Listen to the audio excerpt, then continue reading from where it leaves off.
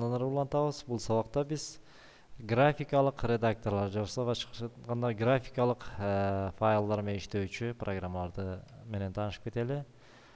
Демек, ал деле ушул приложение менюсунан графика деген тандап алабыз. Редактор диаграмм. Бул программа диаграммаларды түзүү үчүн колдонуучу программа. Мынакей бул жакта ар кандай түрлөрү бар ошо диаграмма түзүүнүн. Бул жактан бир фигуралар тандап алып, мындан кийин мына диаграммаларды түзсөк болот экен. Мындай кылып туруп. Мынакей эллипс. Бул болсо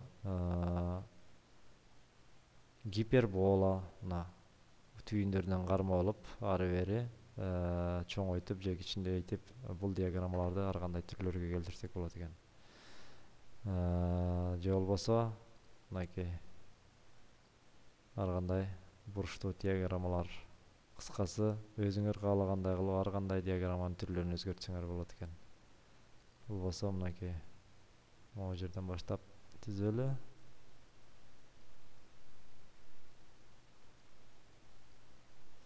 Кыскасы, бул программаны колдонуп, математикалык ар кандай функциялардын диаграммаларын же болбосо ар кандай диаграммаларды колдоно берсек болот экен. Кийинки графикалык LibreOffice Draw. Бул LibreOffice пакетине кирген графикалык редактор болуп эсептелинет. Мынакей интерфейси, терезесинин интерфейси дагы ошо графикалык башка LibreOffice'тин башка программаларына окшоп кетет. Бул жерден негизи панель рисование аркылуу ушул панелди колдонуу менен сүрөттөрдү түзсөңөр болот экен. Бул сүрөттөрдү сактоодо, демек сохранить как деп мындан тип файла, мынакей жанагындай эле ODG деген файлда сакталат автоматтык түрдө, же болбосо андан башка дагы башка файлдарды сактап берсеңер болот экен. Графикалык редакторуна окшош редактор колдонулат бул жерде дагы. Ал редактор Pencil деп аталат. Мынакей Pencil деген графикалык редактор.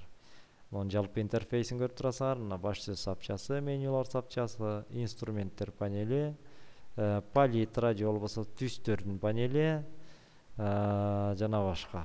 Мынакей бул жерде ошо Paint графикалык редакторуна кандай аспаптар колдонулса, бул жерде дагы ошол аспаптардын колдонушу көрүнүп турат. Өчүргүч, мына өчүрүү боюнча бул жалпы өчүрүш керек болсо, анда ушуну басып койсоңор болот. Жалпы даже ал эмес, бул ушул Paint графикалык редакторунан дагы оңоюраак жана көптөгөн мүмкүнчүлүктөрдү камтыган редактор болуп эсептелинет экен. Мындан башка дагы графикалык операторлорго дагы Manager Photoshop Well. Бул растрдык графикалык сүрөттөр менен же болбосо растрдык графикалык файлдар менен иштөөчү атайын редактор болуп эсептелинет. Сүрөттөрдү ар кандай редакторлоо үчүн. Окей. Импортирование ни один фото-видео файл деп атат мынакей. Эгерде сүрөт болсо, ошо сүрөт алып келип бул жака ар кандай редакторлоо жолдорун колдонсок болот экен.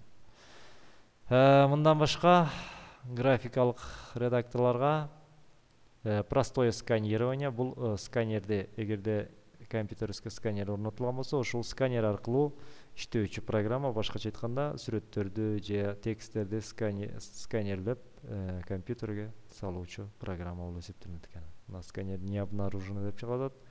Албетте менин компьютеримде сканер орнотулган эмес, ошондуктан сканер не обнаружено деп чыгып атат. Ушуну менен графикалык редакторлорго арналган сабагыбыз аягына чыкты. Кийинки сабактан жолугушканча саламатта болуңар.